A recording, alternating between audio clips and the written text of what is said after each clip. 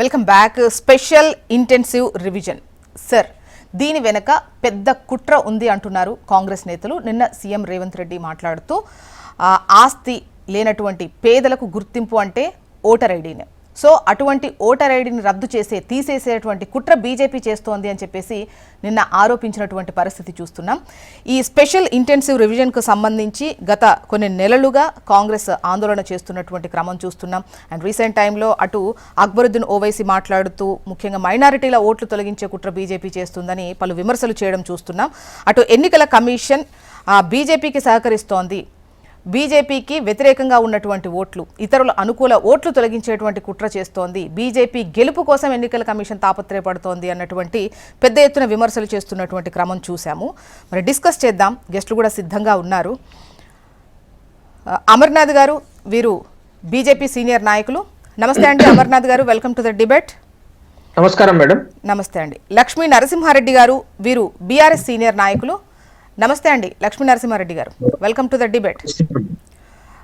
Congress senior నాయకులు మానవతరాయ్ గారు, welcome to the debate అండి. డన్. ముందుగా మానవతరాయ్ గారు, మీరే చెప్పాలి, అంటే ఇక్కడ స్పెషల్ ఇంటెన్సివ్ రివిజన్ అనేది సర్ అనేది ఇంపార్టెంటా కాదా, అసలు చేయాల్సిన అవసరం ఉందా లేదా, దీని వెనుక కుట్ర అని ఏదైతే అంటున్నారో దానికి సంబంధించి అంశాలు ఏంటి, ముఖ్యంగా మీ ముందున్నటువంటి దానికి సంబంధించి ఒక సాక్ష్యం అవి ఏమన్నా చెప్పగలరా, ఉదాహరణలు? పేదలయ్యే తీసేస్తున్నారని. ఇప్పుడు బీజేపీ ఏంటంటే ఈ సర్ పేరుతో సామాన్యుల పైన సామాన్యులు ఓటు వేయకుండా అనేక కుట్రలు చేస్తుంది. అనేక రకమంటి ఆధారాలు, అంటే ఏంది, ఓటర్ నమోదు కావడానికి పాత ఓటర్ కార్డు పనికిరాదు, తర్వాత ఆధార్ కార్డు పనికిరాదు, సుప్రీంకోర్టుకు వెళితే కానీ సుప్రీంకోర్టు ఆధార్ కార్డును కూడా పరిగణించండి అని చెప్పేసి చెప్పడం జరిగింది. బీహార్లో మొత్తం పోలైన ఓట్లు 53 లక్షల సుమారు చిల్లర అయితే, పోలైన తర్వాత ఎన్నికలు లెక్కించిన తర్వాత మొత్తం ఓటేసిన వాళ్ళ సంఖ్య 56 లక్షల పైచిలకు వచ్చింది. అది ఎట్లా సాధ్యమైంది? కాబట్టి నేను ఏమంటే ఈ సర్ అనే పేరు అంటే మహారాష్ట్రలో ఏ విధంగా 50 లక్షల 60 లక్షల ఓట్లను మాయం చేశారు, అదేవిధంగా కొత్త ఓట్లను అంటే వాళ్ళకి ఇష్టమైన చోట ఏమో ఓట్లు కలుపుతారు, ఇష్టం లేని చోట ఓట్లను తీసేస్తారు. ఈ విధంగా ఈ మాయాపాచికలు, ఓట్ల మాయాపాచికలు వేసి ఇలా బీజేపీ దొడ్డిదారిలో గెలుస్తుంది. అది ఇప్పుడే కాదు, నిదానంగా బయటపడింది. మీరు తెలంగాణలో గెలవలేదా అని అంటారు. అది వ్యూహాత్మకంగా ప్రజలతో ఒక మైండ్ గేమ్ ఆడుతుంది బీజేపీ. ఎందుకంటే తనకు బలం లేని చోట గెలిస్తే అర్థమైపోద్ది, దొంగతనం చేసిన దొంగతనం బయటపడింది. కాబట్టి ఈ విధంగా అనేక రకాల కొర్రీలు పెట్టి రేషన్ కార్డు కూడా కాబట్టి ఏముండాలా, భూమి పత్రాలు ఉండాలట. ఏది బీహార్లో ఆ విధంగా చేశారు. భూమి పత్రాలు ఎంతమందికి భూములు ఉన్నాయి. కాబట్టి అదేవిధంగా ప్రభుత్వ ఉద్యోగులు అయితే ప్రభుత్వ ఉద్యోగుల సంఖ్య ఎంతమందికి ఉంటుంది, ఎంతమంది ఉంటారు రాష్ట్రంలో. అదేవిధంగా పాస్పోర్ట్లు కూడా ఎంతమందికి ఉంటాయి. తిప్పి కొడితే బీహార్ మొత్తంలో గతంలో ఉదాహరణ చెప్తున్నా, తిప్పి కొడితే 17 లక్షల మందికి కూడా లేవు అవి మొత్తం కూడా. కాబట్టి ఈ విధంగా అనేక రకమైనటువంటి విధానాలతో ఓటర్లను ఓటు వేయకుండా అడ్డుకుంటారు. నిజంగా ఎవరైనా విదేశీయులు ఎంతమంది కనుక్కున్నారు చెప్పండి, ఎంతమంది విదేశస్తులు ఉన్నారు, బంగ్లాదేశీలు ఎంతమంది ఉన్నారో లెక్క చెప్పిర్రా? దానికి ఆధారాలు లేవు, ఏం లేవు. ఒక్కళ్ళని ఇద్దరిని కూడా తొలగించలేని పరిస్థితి. భారతీయులు సామాన్యులు ఎవరైతే ఉంటారో వాళ్ళు ఏదో కూలినాలు చేసుకొని వివిధ ప్రాంతాలకు వెళ్ళి మళ్ళీ స్వస్థలాలకు వచ్చి ఓట్ల టయానికి ఓట్లు వేద్దాం అనుకున్న వాళ్ళకు ఓట్లు మాయమవుతున్నాయి.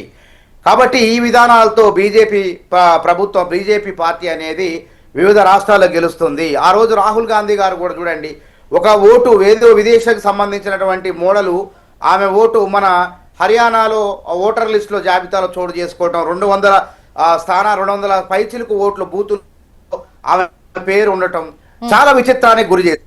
కాబట్టి ఇట్లాంటి లోపాలు అన్నీ ఉన్నాయి. కావాలని చెప్పేసి దొడ్డిదారులు ఏదో రకంగా ఈ సరిపేరు తీసుకొచ్చి మహారాష్ట్రలో ఏం చేశారు, అసెంబ్లీ ఎన్నికలకి, పార్లమెంట్ ఎన్నికలకి, అసెంబ్లీ ఎన్నికలకి మధ్య 60-50 లక్షల ఓట్లు ఎట్లొచ్చినాయి? దానికి సమాధానం లేదు. ఎట్లా పెరిగిన అంత అకస్మాత్తుగా అంత తక్కువ సమయంలో ఏ విధంగా పెరిగినాయి? కాబట్టి ఇవన్నీ కూడా అనుమానాలకు దారితీస్తుంది. కాబట్టి కాంగ్రెస్ పార్లమెంట్ ఎన్నికల ముందు కూడా 23 ప్రతిపక్ష పార్టీలు ఈ విధానాల్లో లోపాలు ఉన్నాయి. కాబట్టి ఈ ఈవీఎం మిషన్లు అనేవి కొంత అనుమానాస్పదంగా ఉన్నాయి. పాశ్చాత్య దేశాలు కూడా వీటిని ఉపయోగించట్లేదు. కాబట్టి పూర్వ పద్ధతి తీసుకురండి, బ్యాలెట్ పేపర్లు తీసుకురండి. కాంగ్రెస్ ప్రభుత్వమే వేగంగా సులభంగా తొందరగా ఫలితాలు రావాలని చెప్పి ఈవీఎం మిషన్లు తీసుకొచ్చినప్పటికీ కాంగ్రెస్ వాటిని దుర్వినియోగం చేయలేదు. కానీ బీజేపీ ఎక్కడో ఒక చోట దుర్వినియోగం చేస్తుంది. పరకాల ప్రభాకర్ లాంటి మేధావులు, తర్వాత వీళ్ళందరూ కూడా ఆధారాలతో సహా చెప్తున్నారు కొన్ని. ఈ విధంగా జరుగుతుంది, ఒక మైండ్ గేమ్ ఆడుతున్నారు ప్రజల్లో. తమకు బలం ఉన్న చోట ఉత్తరప్రదేశ్లో ఇప్పుడు మానవతారాయ్ గారు, మరి ఈ రివిజన్ ఎలా ఉండాలంటారు? అంటే వీటికి ఏ ప్రాతిపదికన ఓటర్ అంటే ప్రమాణాలన్నీ కూడా రివిజన్ ఎలా చేయాలి? వాళ్ళు ఉన్నారా లేదా? సవరణ అవసరం కదా. చెప్పండి. సారీ, పాత ఓటర్ కార్డు ఎందుకు పనికిరాదు చెప్పండి? అది ప్రమాణం కాదంటారు. ఆధార్ కూడా ప్రమాణం కాదంటారు. సుప్రీంకోర్టు తర్వాత పరిగణలోకి తీసుకోవాలని చెప్పింది. కాబట్టి తర్వాత భూమి యాజమాన్య హక్కు పత్రాలు ఎంతమందికి భూములు ఉన్నాయి చెప్పండి? అసలు భూమి లేని వాళ్ళు, సంచార జీవనం చేసే వాళ్ళు చాలా మంది ఉన్నారు ఈ రాష్ట్రాల్లో, వేరే రాష్ట్రాల్లో. మరి వాళ్ళ పరిస్థితి ఏంది? కాబట్టి ఇలా బీహార్ నుంచో, లేకుంటే వేరే ఉత్తరప్రదేశ్ నుంచో, లేకపోతే మధ్యప్రదేశ్ నుంచో హైదరాబాద్ వచ్చి పోతున్నారు. మళ్ళా ఓట్ల సాయానికి లేకుంటే సీజన్ అయిపోయిన తర్వాత వాళ్ళ ప్రాంతాలకు వెళ్తున్నారు. ఈ లోపు వాళ్ళ ఓట్లన్నీ మాయమవుతున్నాయి. వాళ్ళు రకరకాల కార్డులు తీసుకురమ్మంటే ఆ తక్కువ వ్యవధిలో వాళ్ళు ఏ కార్డులు చూపిస్తారు? వాళ్ళ దగ్గర పాస్పోర్ట్లు ఎక్కడ ఉంటాయి? భూమి యాజమాన్య హక్కుల పత్రాలు ఎక్కడ ఉంటాయి? కాబట్టి ఉన్న పాత ఓటర్ కార్డు కూడా అది ప్రమాణం కాదని చెప్తున్నారు.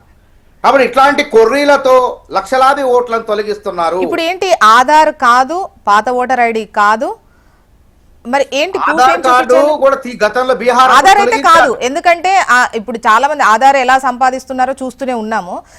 ఈవెన్ సుప్రీంకోర్టు కూడా చెప్పింది, ఆధార్ ఉన్న వాళ్ళందరికీ కూడా మనం ఓటు హక్కు కల్పిస్తామా ఏంటి అని స్ట్రైట్ క్వశ్చన్ కూడా కాస్త గట్టిగానే మాట్లాడినటువంటి ఘాటు వ్యాఖ్యలు చేసిన పరిస్థితి చూసాం. సుప్రీంకోర్టు ఇమ్మని చెప్పలేదు. సో ఆధార్ అయితే కుదరదు అది, ఎందుకంటే ఈజీగా ఆధార్ తీసుకోవడం చాలా ఈజీ అవుతోంది. అంటే మరి కేంద్ర ప్రభుత్వం నిద్రపోతుందా? ఆధార్ ఇప్పుడు మనకు దేశంలో ఉన్నటువంటి దేశవ్యాప్తంగా కాశ్మీర్ నుంచి కన్యాకుమారి వరకు ఒక ఆధార్ కార్డు, ఒక భద్రత కాంగ్రెస్ ప్రభుత్వం తీసుకొచ్చింది. కాబట్టి ఏం చేస్తున్నారు? దీనికి ఒక కుట్ర కూడా ఉంది ఇక్కడ. బీజేపీ ప్రభుత్వం ఇప్పుడు 12 ఏళ్ళుగా 11 ఏళ్ళుగా అధికారంలో ఉంది. కాబట్టి ఈ ఆధార్ కార్డు మీద అనేక పిచ్చి ముద్రలు వేసేసి ఈ ఆధార్ కార్డును తొలగించి వాళ్ళేదో కార్డు తీసుకురావాలని చెప్పి దేశవ్యాప్తంగా ప్రయత్నం చేసే భాగమే ఇదనమాట.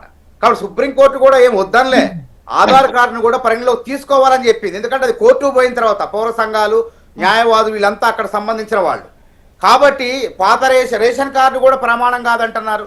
అదేవిధంగా మన పాత ఓటర్ కార్డు కూడా మన గతంలో ఓటు వేసి ఇప్పుడు ఇది ప్రమాణం కాదని అంటే ఎట్లా చెప్పండి?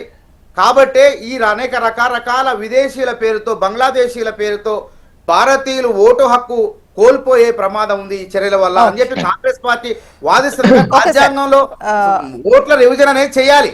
కానీ ఒక పద్ధతి ప్రమాణాలు ఏవైతే ఉన్నాయో అది ప్రజల దగ్గర ఉన్నటువంటి గుర్తింపు కార్డులు, వీళ్ళు భారతీయులా కాదా ఆ బూత్ స్థాయిలో వాళ్ళు ఉంటారు. అన్ని పార్టీలు ఉంటాయి. అన్ని పార్టీల అంగీకారంతో మరి గతంలో ఆ ఓట్లు ఎట్లా నమోదవుతారు? అందరూ